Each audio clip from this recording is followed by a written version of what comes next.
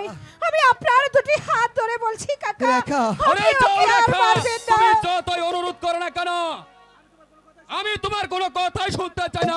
তুমি সরে যাও। শুনেন শুনেন জাফর কাকা, রেখা, ও কাকা বলি যে আমার যা সহ্য হচ্ছে না রেখা। ও কাকা বলি যে সরে যাও।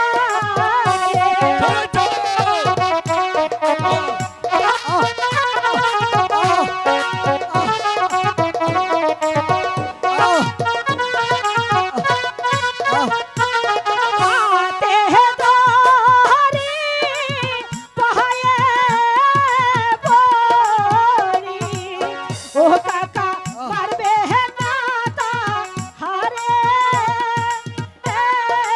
ও কাকা পারবে না তা রেখা, তুই ভালো চাস তাহলে এখান থেকে চলে যা বলছি। না না, আমি আমার বন্ধুকে না নিয়ে আমি কোথাও যাব না পিতা। রেখা, আমি তোর কোনো কথাই শুনবো না।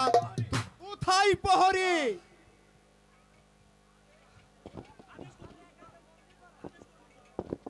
আদেশ করুন হুজুর। বন্দি কর ওই শয়তানিকে। যে মেয়ে আমার বংশর মুখে চুন কালি দিতে পারে সেই মেয়ের মুখ দেখতে চাই না। নিয়ে যাও তাকে ওই অন্ধকার কারা কক্ষে। পিতা, এই অন্যায় আমি সহ্য করলেও পিতা খোদা কখনোই সহ্য করবে না।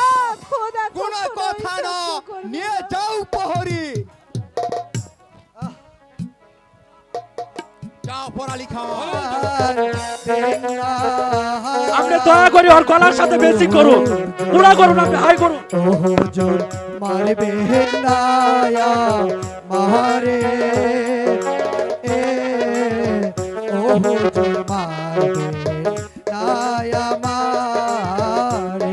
পারবো না। আমাকে ক্ষমা করুন হুজুর। আহ, আহ, আহ, আহ।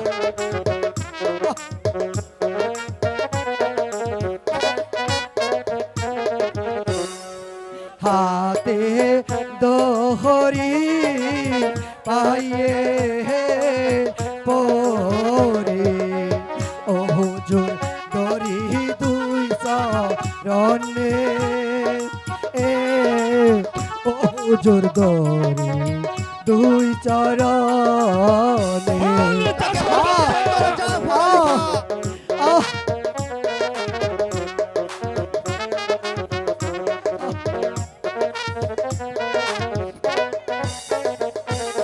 বিনা দুষে কেন হুজুর মারিছে না মারে, ও হুজুর বলি যে আপনার, হুজুর আমাকে মুক্তি করুন হুজুর।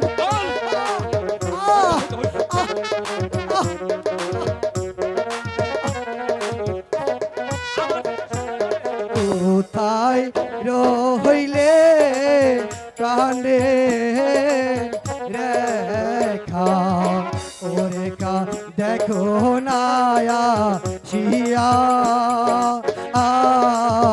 ও রেখা দেখো না শিয়া।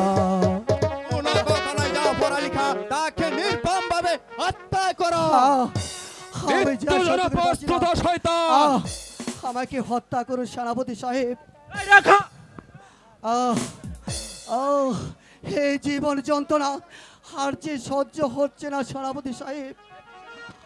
একই একই সেনাপতি কাকা, একই এই কলঙ্কিনী, রেখা, সরে যাও।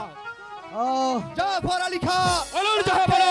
নির্মম ভাবে হত্যা করো। কোন বাহাদুর